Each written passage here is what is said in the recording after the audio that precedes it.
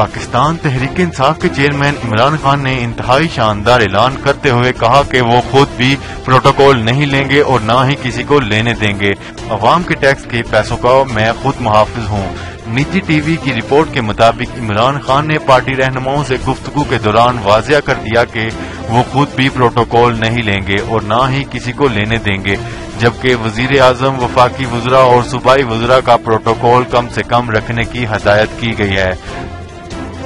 ذرائع کے مطابق پی ٹی آئی کا کہنا تھا کہ عمران خان خود وزیر اعظم ہاؤس میں نہیں رہیں گے بلکہ اسپیکر ہاؤس میں قیام پر غور کر رہے ہیں، جبکہ وزراء عمران خان کے ایس او پیز کے پابند ہوں گے۔